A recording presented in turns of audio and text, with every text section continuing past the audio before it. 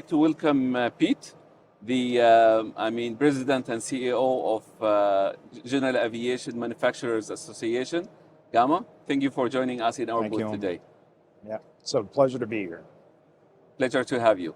We would like first to ask you, Pete, as an advocate for general aviation and supporting 140 plus members in your association, how do you see opportunities now, to advance and to support the general aviation?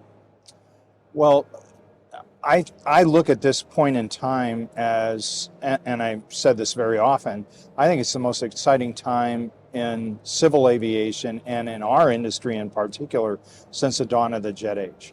Because we have new technologies coming in, and the advancement of technologies, it's only going faster and faster. And, so every one of our products, whether you're talking piston aircraft, turboprops, jets, helicopters, and now this new area of advanced air mobility, there's just so much technological innovation that is happening that is not only making us safer, but it's also increasing our sustainability quest that we are all on. And so the pressure that we have toward our goal of being net zero emissions by 2050 is a positive pressure in that it's allowing us to be able to go to the regulators and say, you need to speed up your processes to be able to get this new technology out there. The regulators are actually who are holding our industry back, not for any intentional reason other than the fact that they're having some workforce issues, just like the industry is. They've got to be able to attract good people, engineers, smart people, to be able to understand the technology, to certify, to make sure it's safe. So it's not a criticism other than the fact that we all need to work it together, because workforce is a challenge right now, as is just the supply chain. But with that said, it's such an exciting time, and being someone that just gets very enthusiastic about learning about new technology and capability, it's so exciting. Think about the aircraft that we have that can do one-hop operations to virtually any place that you want to do business on the planet. And then we have other aircraft that allow you transport from that specific airport to a downtown area or others. And we put this all together and to allow business to connect nations and everything, I think is one of the best ways that we make this globe a safer place, by just having these business connections. And that's what you guys do. Absolutely, that's what we do. We try to connect the world. You've talked about the hurdles of the workforce and the supply chain and the regulatory bodies. Do you think that we are ahead of the regulatory bodies in terms of the speed of moving, of advocating or supporting the business aviation? Oh, absolutely. We have delays that we see in all of our programs because the regulators either don't have enough time to service all the companies that are putting inputs in, or we have to do more training of the regulators on some of the advanced technology. It's natural. We in industry can pay more than a specialist can be paid, whether they're working for FAA, EASA, Transport Canada, and that. So they have a situation where they're having to try to attract people to come to them.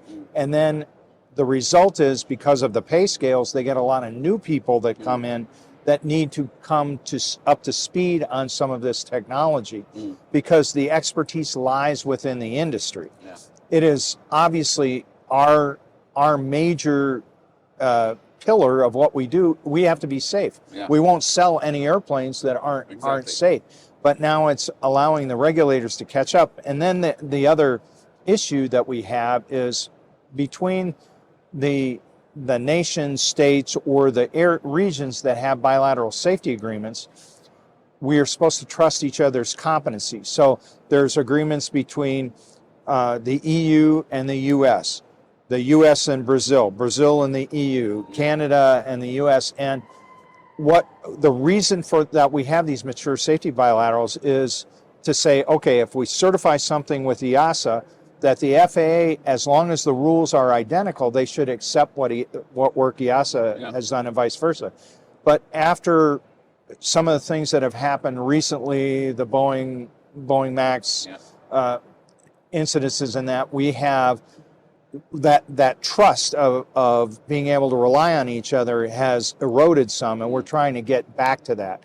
Most acute is Transport Canada. We're having significant problems with Transport Canada right now, and they have they're putting a lack of resources toward their certification bodies, and there's just delay after delay after delay of aircraft that are certified in Europe or in the US, and we're hoping that the Canadian government will address this lack of resources there. What can we do as a leaders in this industry to advocate for business aviation and to help the regulatory bodies to overcome this shortage or this shortfall of time? I mean, I know that you have some hearing in the Congress you've done about business aviation, and you are supporting our case very aggressively in the US. I mean, what can we do in the other part of the world? Well, I think as we look toward all the regulators, if we make them realize that one of the ways, probably the most successful way we get to this sustainability solution is to allow technology to help us find the way. You know, there's two ways you can approach this. You can say, okay, people shouldn't fly, and we should go back to only traveling by ground transportation, and that's not the way. That's not human nature. Human nature is it's in our DNA to be travelers. You know, from prehistoric time, man has traveled the planet, and we know that aviation is a way that we connect the world, which when we know each other's cultures, and that the chance for peace is stronger. When we have business ties, the chance for peace. So aviation allows that to happen. But as we move toward this net zero, it's technology, whether you're talking about sustainable aviation fuel, you're talking about more fuel efficiency, talking about electrification. And you know, in my lifetime, we may not see an all-electric airplane be able to travel great distances across the Pacific, but we can do electric augmented thrust that may be facilitated by a hydrogen fuel or by a sustainable, 100% sustainable aviation fuel that's going to allow us to have net zero emissions.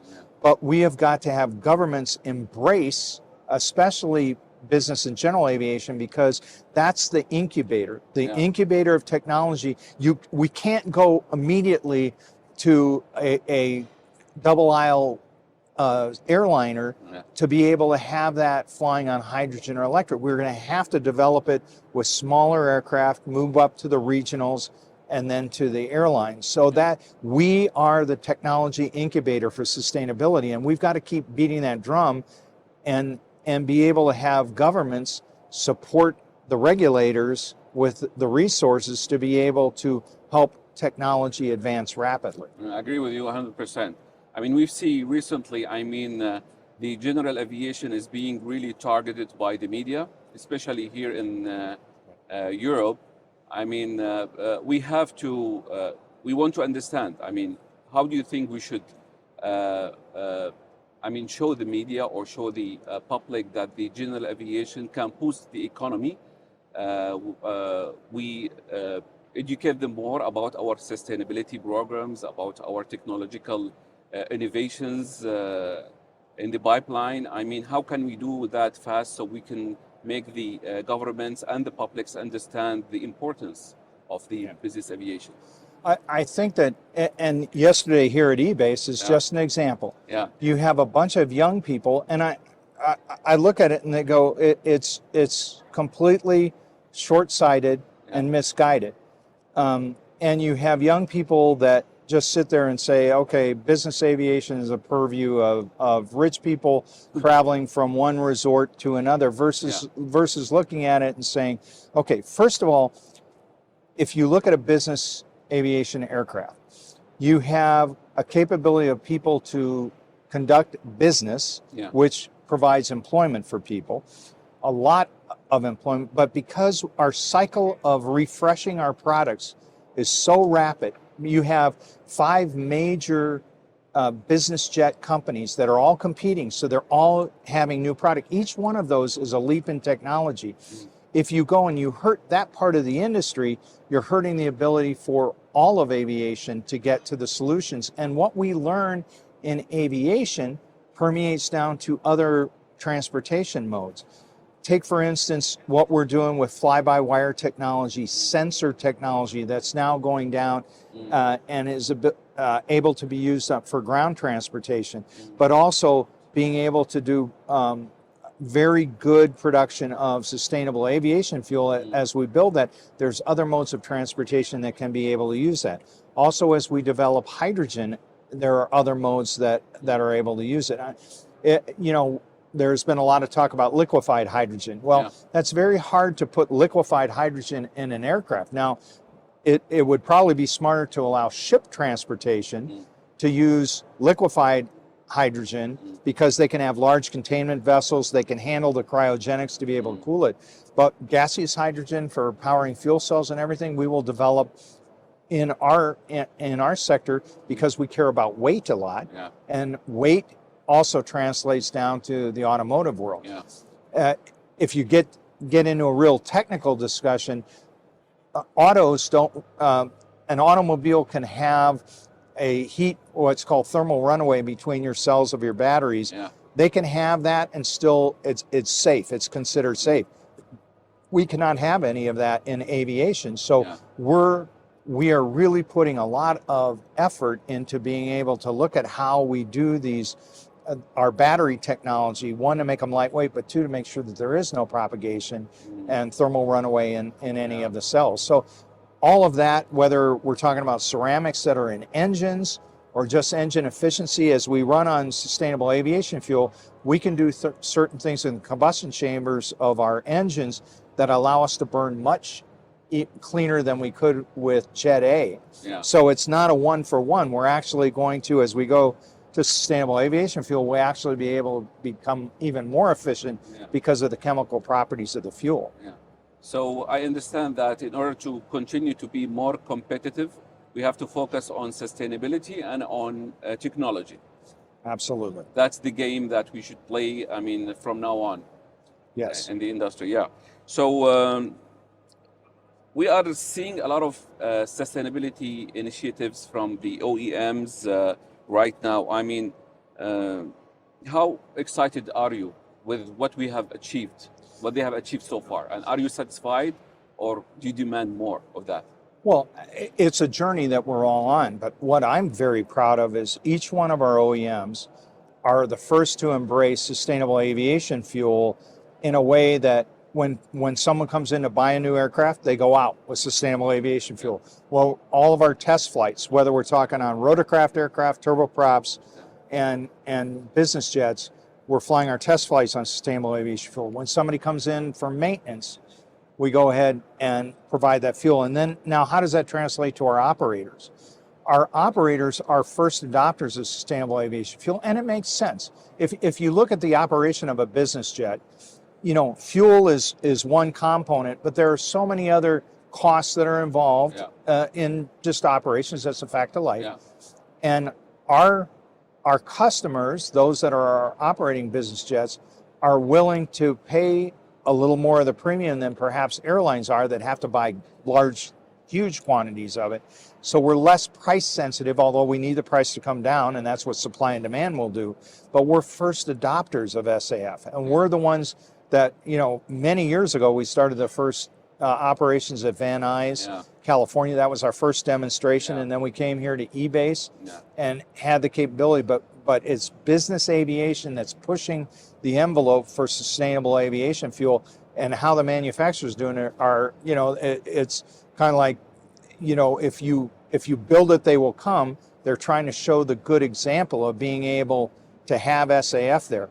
But then what we're doing in our factories and everything, each one of them is putting great effort into whether it's all the components that are in part of an aircraft can be recycled and regenerated, what they're doing within the plants as far as just being very sustainable from a Yeah.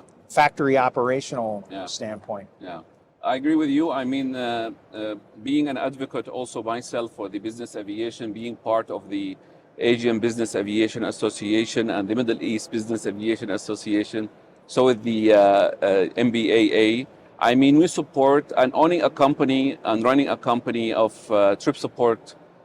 We have offered to the operators a free service because you said the component is not only about the fuel, there is some operational cost. So we came up with an initiative where we tell the operators, anybody who's flying with the SAP, Sustainable Aviation, SAF, Sustainable Aviation Fuel, would be offered free services from our side through all the routes. And we've seen a lot of interest from the operators.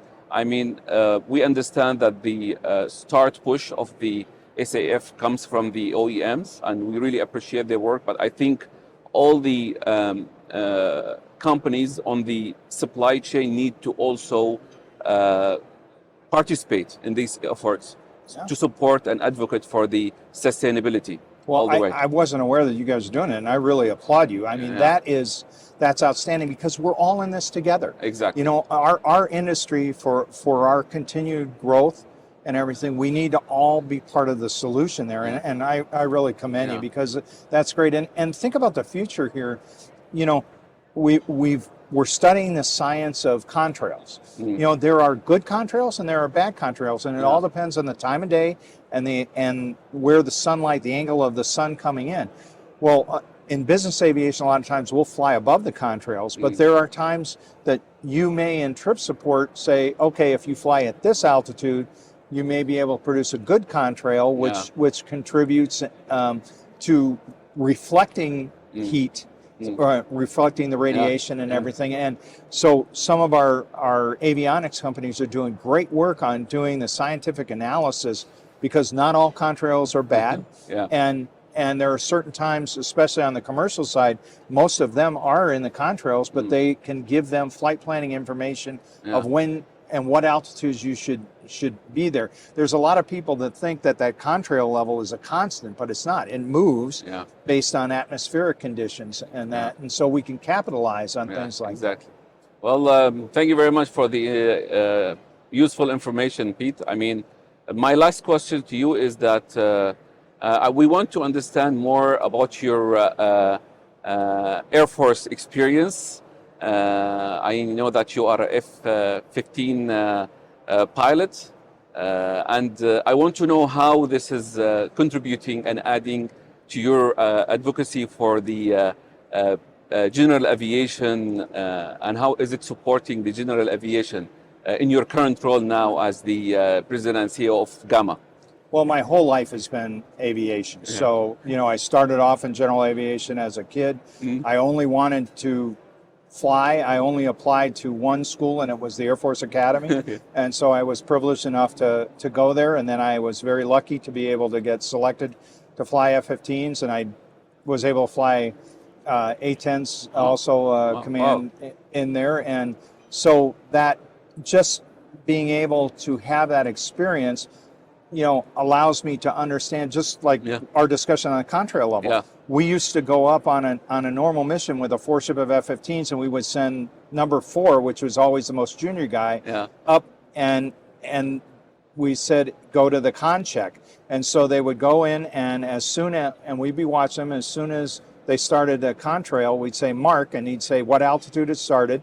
And then he'd keep climbing, and then we say stop mark, and he'd give us the altitude. So we knew we would never be in that band because you never wanted the bad guys to see you're coming at them and everything. So that's how you learn that the contrails are at different levels. And so, you know, that gave me such a good basis of knowledge on aviation. But I had the opportunity to command maintenance people, just the most wonderful people in the world, and so I could learn about maintenance. But probably the thing that I attribute my Air Force career most to is just leadership. You know, you had an ability to lead people in a very important job, and I hope I've taken those lessons that I learned from my long career in the Air Force and been able to apply them to this industry and to GAMA, and I just love it. And the thing about GAMA that I think is most special to me, other than I've got an incredible staff of technical experts, is that when we get all of the OEMs in a room,